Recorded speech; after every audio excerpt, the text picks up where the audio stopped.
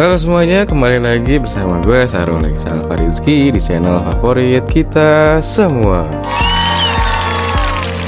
Setelah di video kemarin kita ngebahas tentang apa itu kapitalisme dan apa saja poin yang ada di dalamnya, yaitu sejarah kapitalisme, karakteristik kapitalisme, dan juga kelebihan kapitalisme.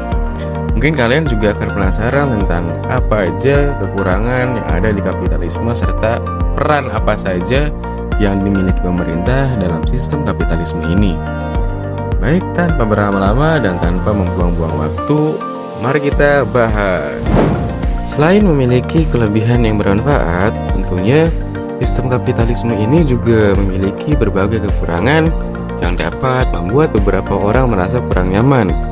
Nah, di antara banyaknya kekurangan yang dimiliki sistem kapitalisme ini, kita hanya akan membahas beberapa poin saja. Yang pertama itu tentang ketimpangan ekonomi.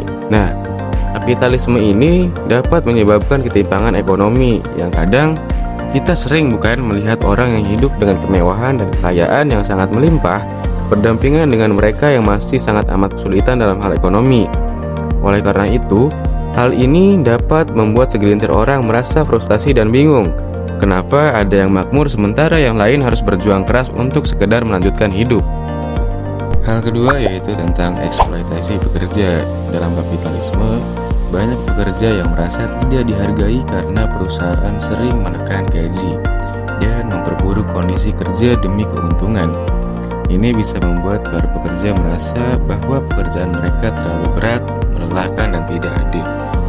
Yang ketiga yaitu ada krisis ekonomi. Dalam kapitalisme, ekonomi seringkali naik turun seperti roller coaster. Ketika ada krisis, banyak orang bisa kehilangan pekerjaan dan merasakan dampak langsungnya pada kehidupan mereka. Lalu pada hal yang keempat, yaitu hal yang biasanya paling tidak disukai oleh banyak masyarakat, yaitu tentang kerusakan lingkungan. Biasanya untuk mengejar keuntungan, beberapa bahkan banyak perusahaan yang bisa merusak lingkungan, seperti mencemari udara atau merusak habitat. Ini berdampak langsung pada kesehatan dan kualitas hidup kita. Hal yang kelima yaitu tentang konsumerisme berlebihan. Kapitalisme seringkali membuat kita merasa harus terus membeli barang baru. Kadang, ini membuat kita merasa tidak pernah cukup dan selalu tertekan untuk mengejar tren baru. Setelah kita membahas tentang apa kekurangan dalam kapitalisme, selanjutnya kita akan membahas apa peran pemerintah dalam kapitalisme. Yang pertama yaitu intervensi pemerintah. Meskipun kapitalisme menekankan pasar bebas, banyak negara kapitalis modern melakukan intervensi pemerintah untuk mengatasi beberapa kekurangan sistem ini. Pemerintah mungkin terlibat dalam regulasi pasar, perlindungan konsumen, dan jaminan sosial untuk memastikan bahwa sistem ekonomi berfungsi lebih adil dan aman. Misalnya, pemerintah dapat menetapkan batasan pada praktik bisnis yang merugikan atau menyediakan bantuan sosial bagi mereka yang terkena dampak krisis ekonomi. Yang kedua yaitu ekonomi campuran. Dalam praktiknya, banyak negara mengadopsi model ekonomi campuran yang menggabungkan elemen kapitalisme dengan prinsip sosialisme. Dalam sistem ekonomi campuran ini, sektor swasta dan publik bekerja sama untuk mengelola perekonomian. Hal ini menciptakan keseimbangan antara kebebasan pasar dan perlindungan sosial. Berusaha memanfaatkan kekuatan kapitalisme sambil mengatasi beberapa masalah yang ditimbulkannya.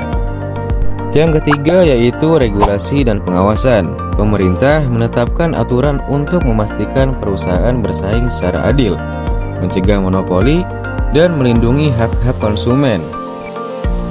Yang keempat yaitu pemerintah sebagai penyedia infrastruktur. Dengan membangun jalan, jembatan, dan jaringan komunikasi, pemerintah mendukung kegiatan ekonomi dan mobilitas masyarakat. Yang kelima yaitu perlindungan konsumen. Mereka melindungi konsumen dari produk yang berbahaya atau penipuan, sehingga masyarakat merasa aman dalam berbelanja. Yang keenam yaitu stabilitas ekonomi. Pemerintah menggunakan kebijakan fiskal dan moneter untuk menjaga perekonomian tetap stabil, mengatasi inflasi, dan mendukung pertumbuhan. Yang ketujuh yaitu ada edukasi dan pelatihan.